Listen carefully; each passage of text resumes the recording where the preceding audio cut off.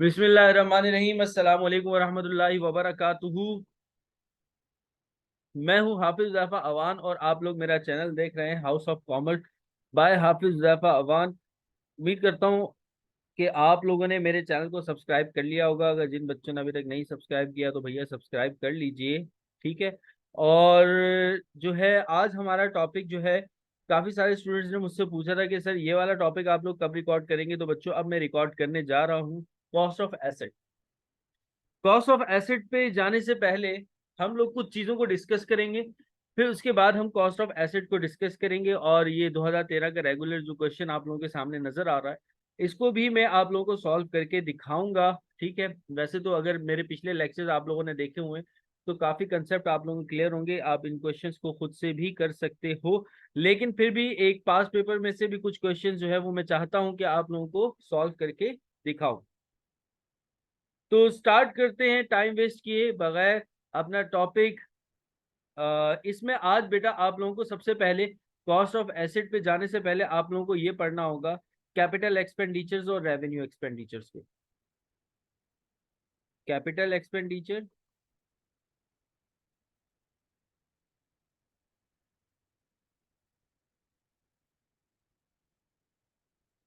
और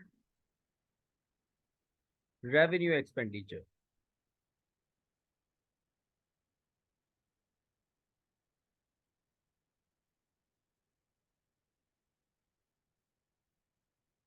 कि capital expenditure और रेवेन्यू एक्सपेंडिचर्स क्या होते हैं। अगर आपका ये कंसेप्ट क्लियर हो जाएगा तो फिर आपको कॉस्ट ऑफ एसेट भी निकालना आसान हो जाएगा। तो पहले हम बात करेंगे कैपिटल एक्सपेंडिचर्स पे और रेवेन्यू एक्सपेंडिचर्स पे। पहले हम बात करेंगे कैपिटल एक्सपेंडिचर पे कि कैपिटल एक्सपेंडिचर आप किसे कहते हो। सॉरी, कैपिटल एक्सपेंडिचर पे बात करेंगे, फिर उसके बाद जो है वो हम रेवेन्यू एक्सपेंडिचर पे बात करेंगे। तो पहले बात कर लेते हैं हम कैपिटल एक्सपेंडिचर पे।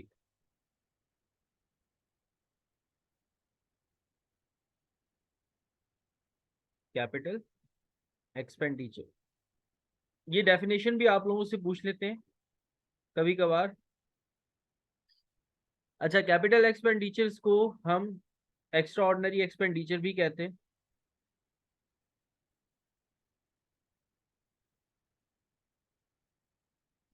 एक्स्ट्रा ऑर्डिनरी एक्सपेंडिचर, ठीक है। अब कैपिटल एक्सपेंडिचर या एक्स्ट्रा ऑर्डिनरी एक्सपेंडिचर्स क्या होते हैं।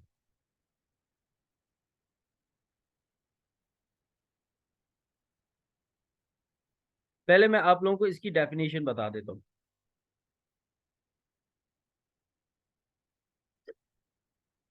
Those expenditures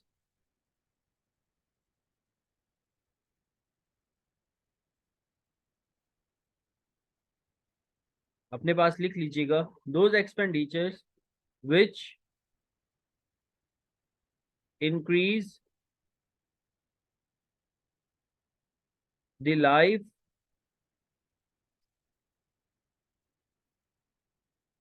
efficiency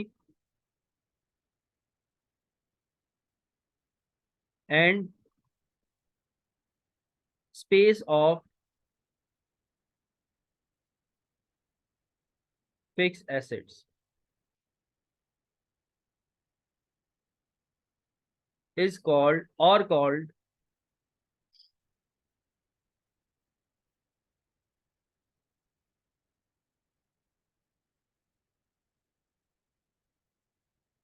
capital expenditure. Capital expenditures, हर वो एक्सपेंस जो आपके एसेट्स की लाइफ एफिशिएंसी एंड स्पेस, ये तीन चीजें आपके एसेट की, या तो फिक्स एसेट की या तो लाइफ बढ़ा रहा हो या एफिशिएंसी बढ़ा रहा हो या स्पेस बढ़ा रहा हो, तो ऐसे एक्सपेंडिचर्स को हम कैपिटल एक्सपेंडिचर्स या एक्स्ट्रा ऑर्डिनरी एक्सपेंडिचर्स कहते हैं।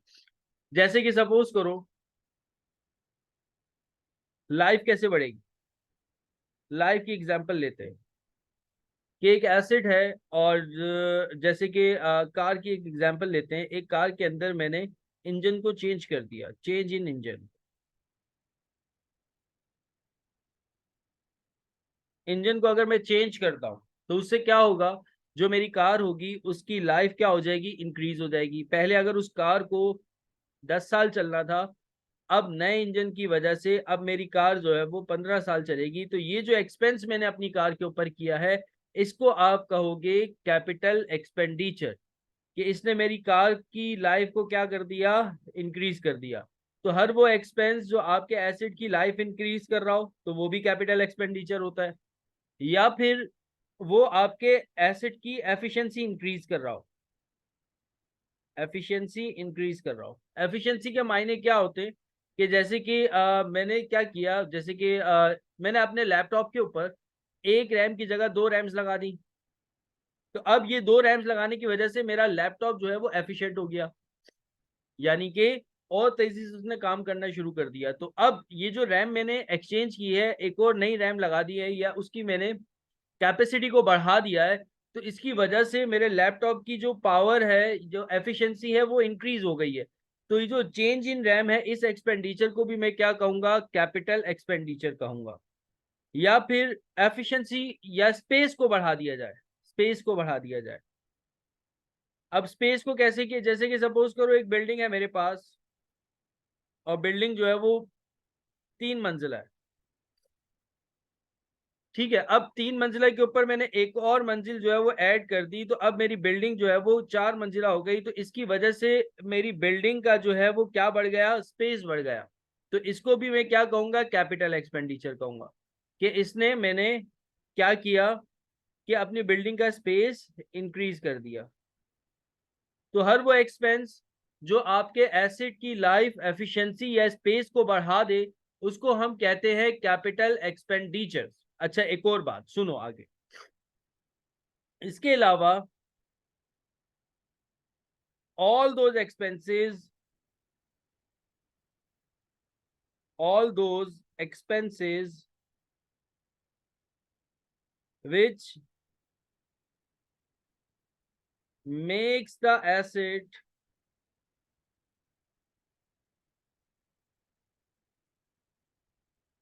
in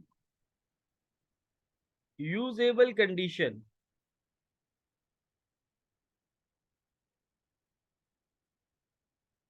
are also called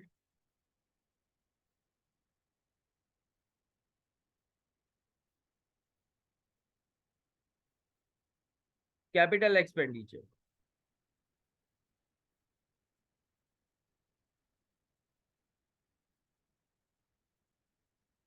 हर वो एक्सपेंस जो आपके एसेट को यूजेबल कंडीशन में लेकर आ रहा हो, उसको भी आप कैपिटल एक्सपेंडिचर कहते हो। हर वो एक्सपेंस जो आपके एसेट को यूजेबल कंडीशन में लेकर आ रहा हो, उसको भी आप कैपिटल एक्सपेंडिचर कहते हो। यूजेबल कंडीशन के मायने, जैसे सपोज करो कि मैंने एक प्लांट लिया या एक मशीनरी ली मैंने।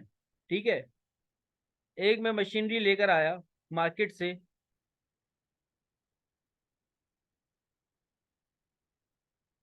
1 लाख रुपए की, अपनी फैक्ट्री के लिए। अब वो मशीनरी जो है वो उड़ के तो मेरी फैक्ट्री के अंदर नहीं आएगी ना, ऑब्वियस सी बात है, कुछ ट्रांसपोर्टेशन मुझे पे करना पड़ेगा, तभी वो मशीनरी मेरे फैक्ट्री तक आ सकेगी। अब मैंने ट्रांसपोर्टेशन पे कर दिया 1,000 रुपए।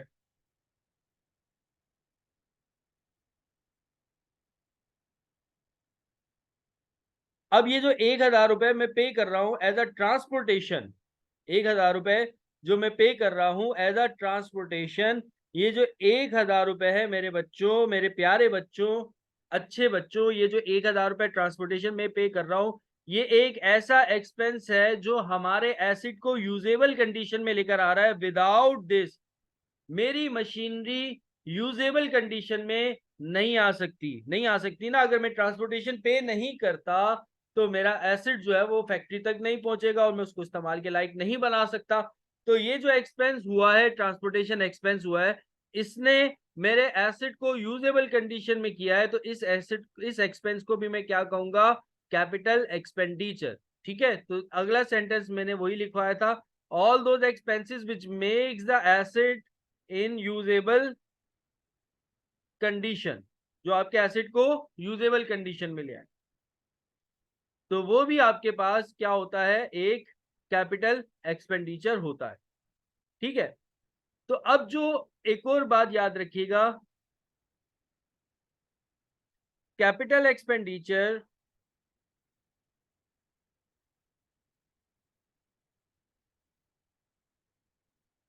Are added in the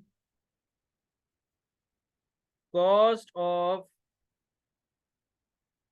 fixed asset। हर कैपिटल एक्सपेंडिचर को आप फिक्स एसेट की कॉस्ट में ऐड करोगे। जैसे कि 1 लाख रुपए मैंने मशीनरी परचेज करी थी और 1,000 रुपए उसके ऊपर मैंने ट्रांसपोर्टेशन पे किया, तो इस 1,000 को मैं क्या करूंगा, ऐड करूंगा अपने एसेट की कॉस्ट में, तो हमारे एसेट की कॉस्ट हो जाएगी 1,01,000।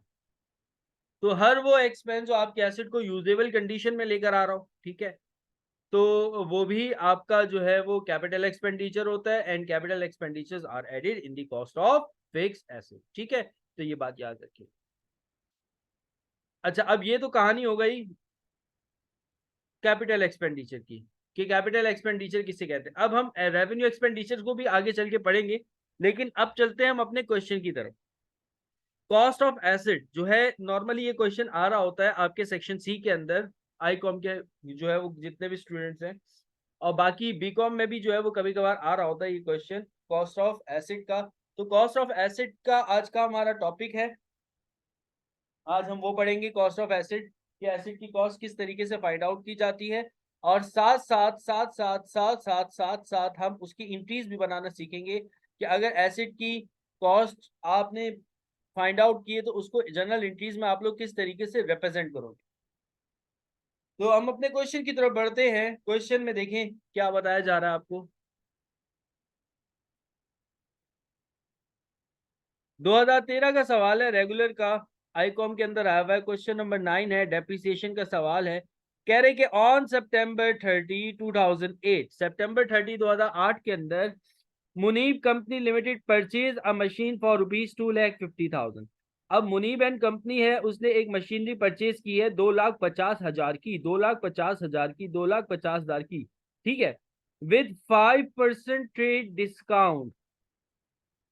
अब उन्हें जो है वो 5% जो है वो ट्रेड डिस्काउंट भी मिला है। फिर आगे कह रहे हैं the following expenditures were also incurred on machine. अब वो कह रहे हैं कि हमने कुछ और भी एक्सपेंडिचर्स किए हैं मशीन पर, जैसे कि इंस्टॉलेशन चार्जेस 20,000 रुपए, freight in 7,500, insurance in transit 10,000, 2 year fire insurance कितना है 50,000। ये कुछ हमने एक्सपेंसेस भी किए हैं, जैसे installation, freight, insurance in transit, 2 year fire insurance. It useful life is 10 years, उसकी जो लाइफ है वो है 10 years, and residual value estimated at ₹75,000, और जो उसकी सैल्वेज वैल्यू यानी कि रेजिडुअल वैल्यू है वो है 75,000। The company year and on December 31 each year, company का जो ईयर एंड होता है वो दिसंबर की 31 को हर साल होता है। रिक्वायर्ड में आपसे पूछा जा रहा है calculate the cost of machine, कि आप एसिड की कॉस्ट फाइंड आउट करके दिखाओ। फिर उसके बाद आपसे पूछा जा रहा है रिकॉर्ड परचेज ऑफ मशीन, के मशीन की परचेज को रिकॉर्ड भी करो। रिकॉर्ड कैसे किया जाएगा, जनरल जनरल में किया जाएगा, आगे चल के आपको बताया जाएगा। तो सबसे पहले हम फाइंड आउट करते हैं कि कॉस्ट ऑफ मशीन किस तरीके से फाइंड आउट होती है जी। तो हेडिंग दे देते हैं कॉस्ट ऑफ मशीन की। कॉस्ट ऑफ मशीन किस तरीके से निकलती है,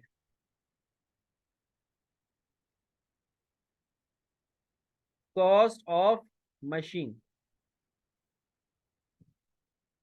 ठीक है, ये हमने बच्चों दे दी हेडिंग।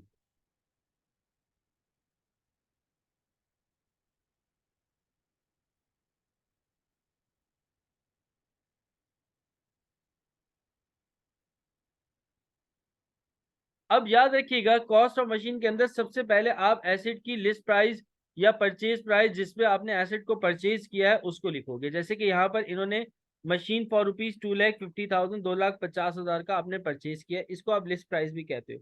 तो सबसे पहले आप क्या लिखेंगे, लिस्ट प्राइस लिखेंगे। लिस्ट प्राइस, इसको हम लिस्ट प्राइस भी कहते हैं। वो कितनी हो गई हमारी, 2,50,000। ठीक है। फिर उसके बाद जितने भी डिस्काउंट्स होंगे आप उनको माइनस करेंगे। जैसे कि यहाँ पे ट्रेड डिस्काउंट दिया जा रहा है तो हम लेस करेंगे trade discount. Trade discount, trade करने पे आपको एक डिस्काउंट दिया जाता है, इसको हम ट्रेड डिस्काउंट कहते हैं। दो तरह के डिस्काउंट आपको यहाँ पर इस चैप्टर के अंदर मिलेंगे। एक होगा ससुरा ट्रेड डिस्काउंट और दूसरा ससुरा होगा क्रेडिट डिस्काउंट। क्रेडिट डिस्काउंट इस क्वेश्चन में आया नहीं, मैं अगला क्वेश्चन करूंगा तो उसमें क्रेडिट डिस्काउंट को ही बताऊंगा कि उसको हम किस तरीके से लिखेंगे। तो ट्रेड ट्रेड डिस्काउंट को ट्रेड डिस्काउंट को आप क्या करेंगे, माइनस करेंगे। तो ट्रेड डिस्काउंट को हम माइनस करते पहले निकाल लेंगे। ट्रेड डिस्काउंट से जरा 5% किसका निकाले हम, तो ऊपर जो आपको लिस्ट प्राइस दी गई है उसका आप 5% निकालोगे। तो लिस्ट प्राइस कितनी दी गई है, 2,50,000 दी गई है। तो इस 2,50,000 का आप 5% निकालोगे। तो मल्टीप्लाई किया आपने 5 से और डिवाइड कर दिया 100 से। तो ई का कॉस्ट आ गया 12,500। तो 12,500 जो है कैसे निकला हमने, ये 2,50,000 इसका 5% हमने निकाला है और 5% इसका हम क्या करेंगे, निकाल करके इसमें माइनस करेंगे। तो 12,500 जो आया था उसको हम क्या कर देंगे, माइनस। तो हमारे पास जो अमाउंट आएगा उसका हम कहेंगे इनवॉइस प्राइस।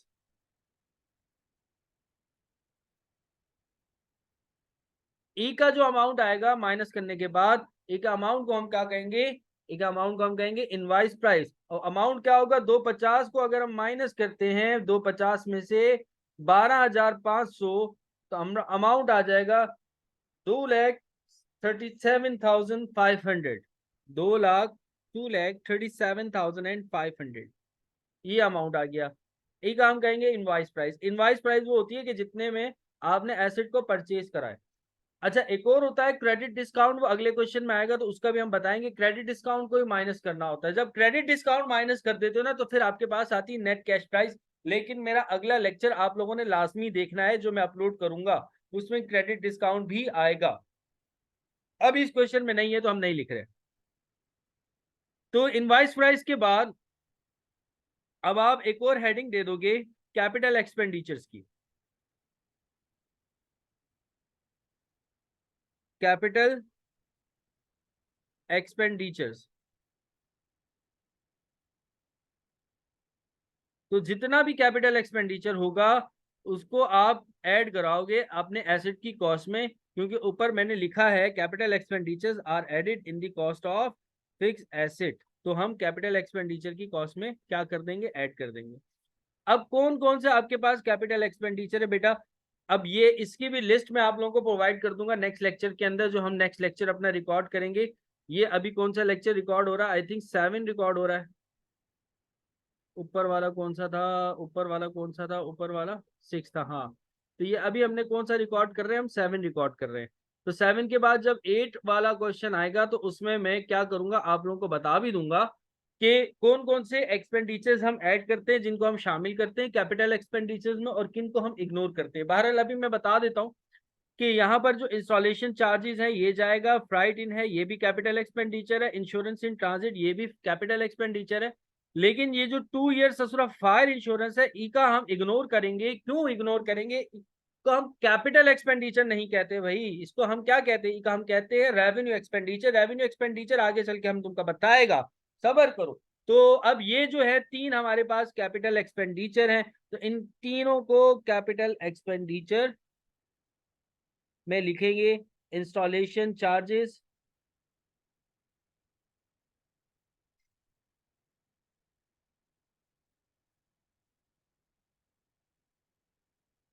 पहले एक साइड में करके इसका टोटल करेंगे।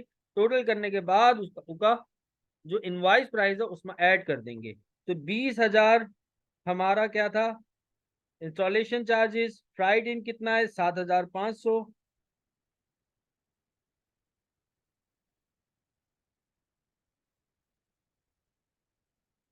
ठीक है।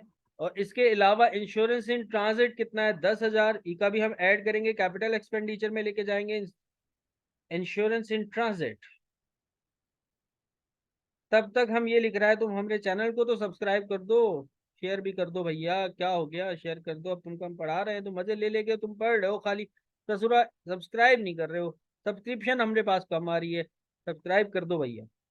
इंश्योरेंस इन ट्रांजिट शेयर भी कर दो।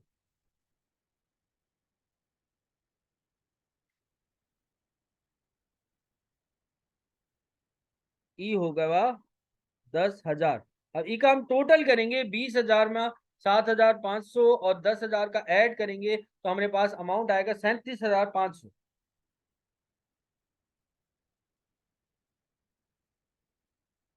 ठीक है। ई होगा वा कैपिटल एक्सपेंडिचर।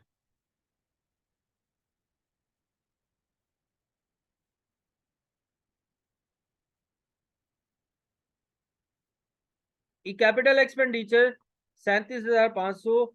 ई का हम ऐड कर देंगे, किस में ऐड कर देंगे, ऊपर इनवा प्राइस में।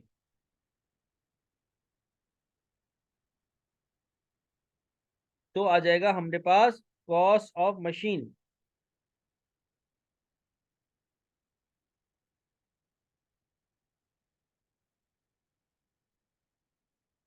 तो ऐड करते हैं, कितना आता है भैया,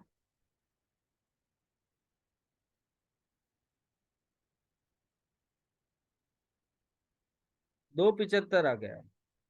ठीक है।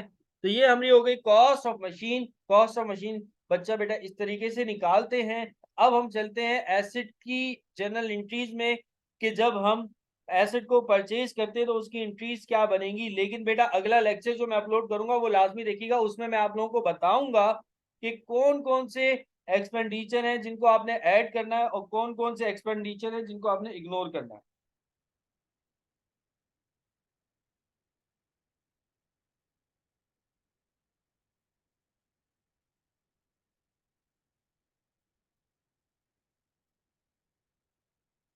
तो अब चलते हैं हम आगे की तरफ। कॉस्ट ऑफ मशीन को रिकॉर्ड किस तरीके से किया जाता है, जर्नल एंट्रीज बनाएंगे। बल्कि इसका सामने ही बना देते हैं बेटा, आसान हो जाएगा।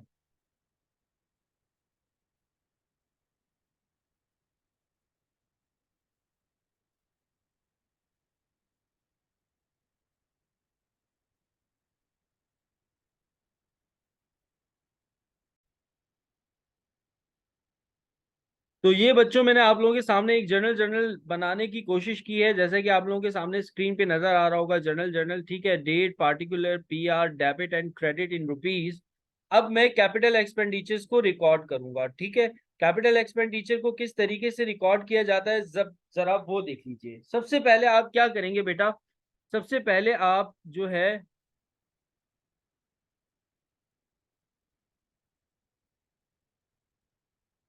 मशीन को डेबिट करेंगे, क्योंकि हमारे पास मशीन था एक एसेट, तो हम मशीन को डेबिट कर देंगे।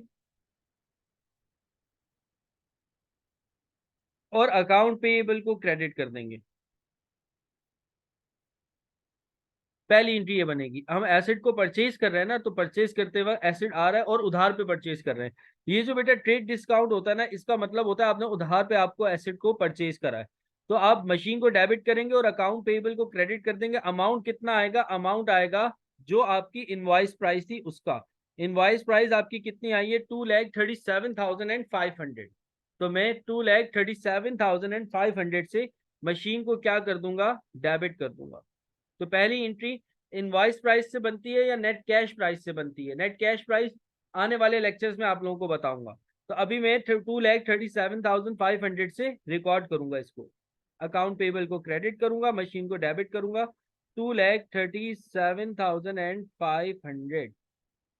2,37,500। ठीक है बच्चों, ये मैंने रिकॉर्ड कर लिया। नरेट करने के लिए मैं इसमें यहाँ पे लिख दूंगा कि टू रिकॉर्ड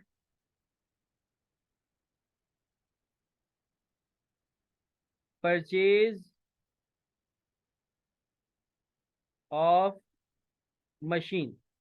ट्रेड डिस्काउंट को रिकॉर्ड नहीं किया जाता, या किसी भी डिस्काउंट को, क्रेडिट डिस्काउंट हो गया, इसको रिकॉर्ड नहीं किया जाता।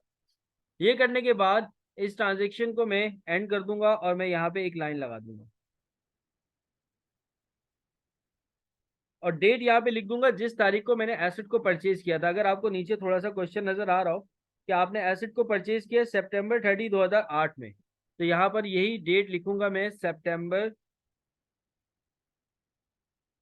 30 2008। फिर उसके बाद नेक्स्ट हम कैपिटल एक्सपेंडिचर को रिकॉर्ड करेंगे। अब कैपिटल एक्सपेंडिचर बेटा जितने कैपिटल एक्सपेंडिचर थे उनका टोटल हम लोग निकाल चुके हैं 37,500 ये। तो इसके हम डायरेक्टली दोबारा से एंट्री बनाएंगे मशीन डेबिट और कैश क्रेडिट। मशीन डेबिट और कैश क्या हो जाएगा, क्रेडिट हो जाएगा।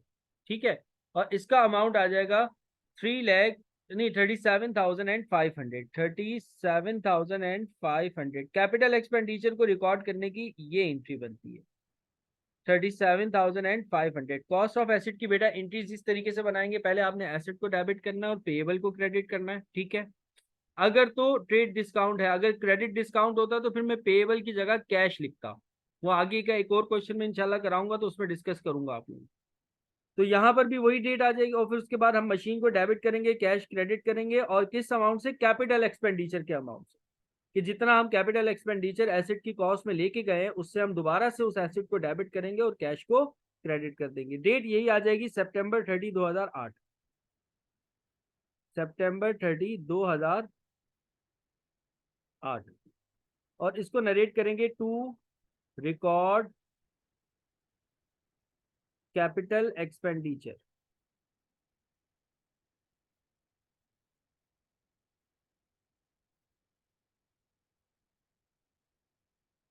ये हमने बेटा दूसरी एंट्री बनाई। अब तीसरी एंट्री वो एंट्री होगी उन एक्सपेंसेस की जिन एक्सपेंसेस को आपने इग्नोर किया था। पहले लाइन ड्रॉ करके इसको खत्म कर दें। हमने किन एक्सपेंसेस को इग्नोर किया था, हमने एक्सपेंसेस को इग्नोर किया था, वो एक्सपेंसेस थे 2 ईयर फायर इंश्योरेंस 50,000 से, इसको हमने इग्नोर किया था, इसको हम कैपिटल एक्सपेंडिचर में नहीं लेके गए थे। तो अब मैं ये लेके जाऊंगा, कैसे लेके जाऊंगा देखो जरा। इस एक्सपेंस को एक्सपेंस के नाम से ही लिखूंगा और एक्सपेंस को क्या कर दूंगा, डेबिट, यानी कि 2 ईयर फायर इंश्योरेंस है तो फायर इंश्योरेंस डेबिट हो जाएगा, फायर इंश्योरेंस डेबिट, और कैश क्या हो जाएगा, क्रेडिट। और इसका अमाउंट कितना था, 50,000, तो 50,000 से एंट्री बन जाएगी।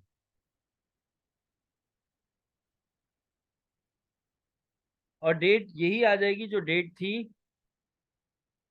सितंबर 30 2008। और नरेट करेंगे इसको आप, टू रिकॉर्ड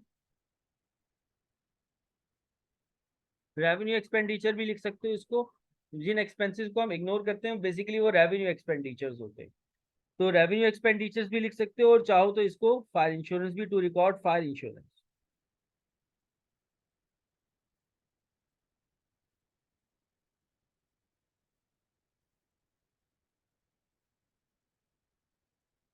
तो ये आप नीचे इसको क्या कर देंगे, क्लोज कर देंगे।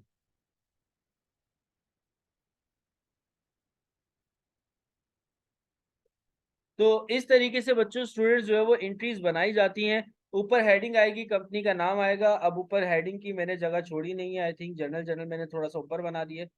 फिर भी जो मुनीब एंड कंपनी है उसकी हेडिंग दे दोगे,